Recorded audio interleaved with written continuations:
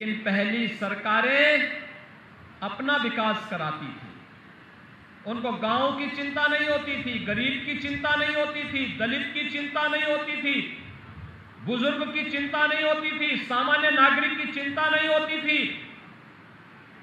उन्हें तो मैं और मेरा तक सीमित हो गया था। मेरा विकास हो, मेरे परिवार का विकास हो, और उसी के इर्द गिर्द सब घूम करके रह जाता था।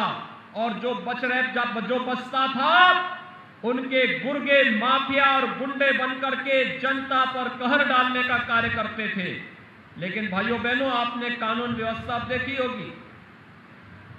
अब कोई बहन और बेटियों की इज्जत के साथ खिलवाड़ नहीं कर सकता। अगर किसी ने जरूरत की तो उसका मुंह तोड़ जवाब देने का कार्य आज प्रदेश की सरकार के मार्गदर्शन में हो रहा है। आस्था के साथ कोई खिलवाड़ नहीं कर सकता है। आपने देखा होगा इससे पहले क्या होता था। इससे पहले कोई पर्व और त्योहार आता था तो दंगा शुरू हो जाता था।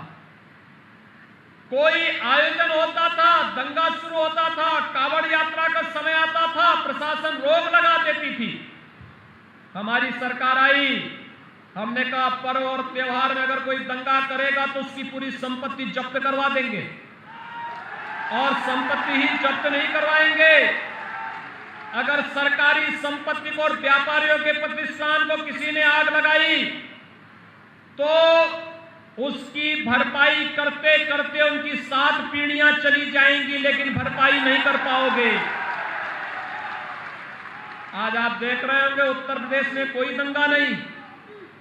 4.5 साल पूरे हो गए, उत्तर प्रदेश में दंगा नहीं, उत्तर प्रदेश में गौकसी नहीं, उत्तर प्रदेश में गौ तस्करी नहीं, अवैध बूचड़खाने बंद हो गए, और बहन और बेटियों की सुरक्षा का पुख्ता इंतजाम करते हुए सुनिश्चित किया गया कि उनकी सुरक्षा होनी चाहिए। और साथ साथ जब पुलिस की भर्ती हो तो 20% स्थानों पर बेटियों की भर्ती जरूर होनी चाहिए। आज 30,000 बेटियां प्रदेश के अंदर पुलिस में भर्ती होकर के महिला सुरक्षा के साथ साथ केंद्र और प्रदेश सरकार की योजनाओं का लाभ उन लोगों तक पहुंचाने का कार्य कर रही है।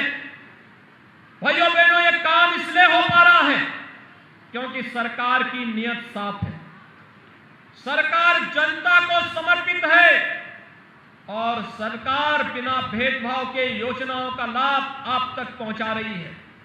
याद करिए ना, पहले कोई बाबा साहब भीमराव अंबेडकर के बारे में केवल वोट बैंक की नीयत से सोचता था। प्रधानमंत्री मोदी जी ने बाबा साहब भीमराव अंबेडकर के 5 प्रमुख स्थानों को पंच तीर्थ के रूप में विकसित किया। और यही नहीं, लखनऊ में हमारी सरकार बाबा साहब भीमराव अंबेडकर का एक भव्य स्मारक बनाने का काम कर रही है।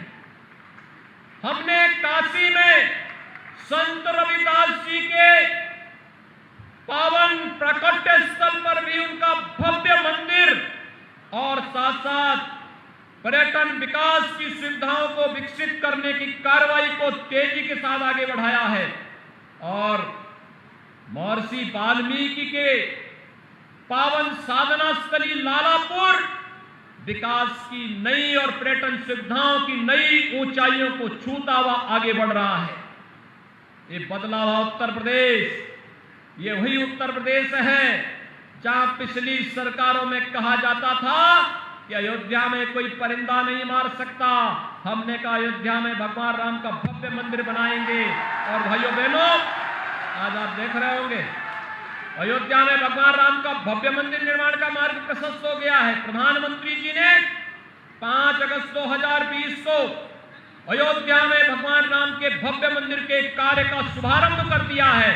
अब अयोध्या में दुनिया की कोई ताकत मर्यादा पुरुषोत्तम भगवान श्री राम के भव्य मंदिर निर्माण को रोक नहीं सकता है। और आगामी 3 वर्ष के अंदर जब भगवान राम का ये भव्य मंदिर बनेगा, दुनिया का सबसे दिव्य और भव्य मंदिर होगा। हर भारतवासी को इस पर गौरव की अनुभूति करनी चाहिए।